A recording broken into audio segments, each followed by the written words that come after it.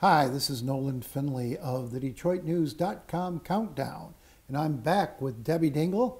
And Debbie, we wanted to talk to you a few minutes about what's going on with the Detroit transition and the help that's coming through from Washington. You're attuned to that and very much involved. Well, I think a lot of things have been going on in Detroit. We've seen the bankruptcy finding that occurred by Judge Rhodes, and the administration's continuing to work with all of the parties involved in Detroit to try to ensure that federal dollars are coming in and being used strategically. Next Wednesday, the 18th, there will be a conference at Mary Barra College with senior government officials talking about blight, giving presentations on many of the findings that have been done. And the administration, Mike Duggan's meeting today with President Obama. Well, yeah, let's stop right there. I mean, because I saw Mike the other night having dinner at a local restaurant with Donald Graves, the White House point man on this. Who is Washington working with? Are they working with Kevin Orr and his team, or are they working with Mike Duggan and his team?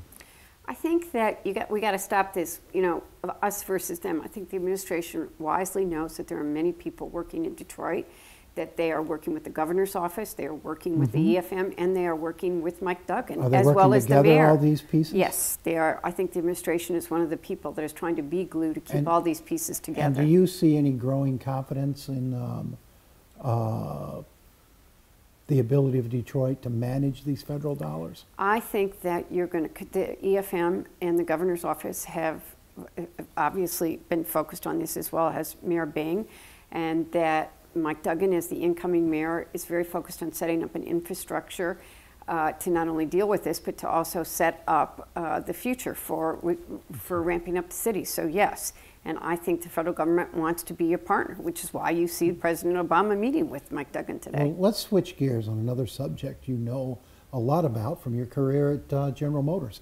The appointment of Mary Barra this week to head GM, the first woman ever to head a global automaker. Do you know her, and what do you think of her? I know Mary Barra very well. We started at General Motors in similar time frames, and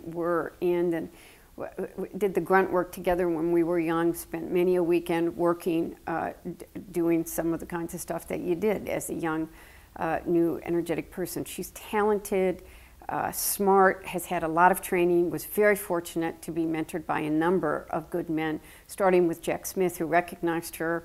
Many people don't realize this. I think she was probably one of the first female bag ladies at General Motors. People don't know that. You were an assistant to the CEO and did whatever needed to be done. But she was a plant manager. Yeah. She, but designed she's a product throwback HR. as much as she is a groundbreaker in terms of she came from the industry. She's an engineer. She's a local girl, grew up here. Correct. And went to GMI, Kettering, took a fairly traditional, in terms of GM Correct. CEOs, path to the C-suite. And that's something we haven't seen in recent years. No, you haven't with seen it. outsiders running the company and finance guys running the company. This is almost like a symbolic return of the company to General Motors. Well, in some ways it is. I think Mary was very fortunate that she was mentored by Dan Ackerson, who saw in her potential, but also ensured she continued to get the experiences, including outside serving on the General Dynamics board experience that she needed to move into this job.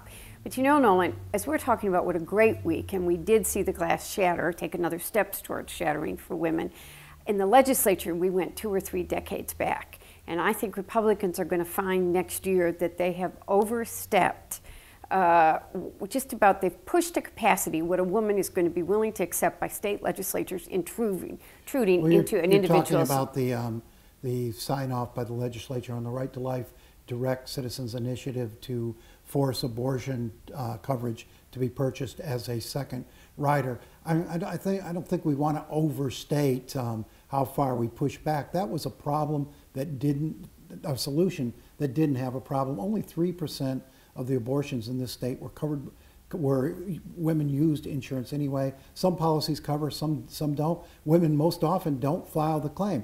What Right to Life was thinking, I don't know, other than to flex its muscles and force Republicans in the legislature to stand up and salute. The Republicans and that salute is going to come back to bite those that saluted. It may very well do that. But the Republicans, the last thing they wanted was for this to be on the ballot in 2014. Right to Life did their supporters in the legislature no favor with this.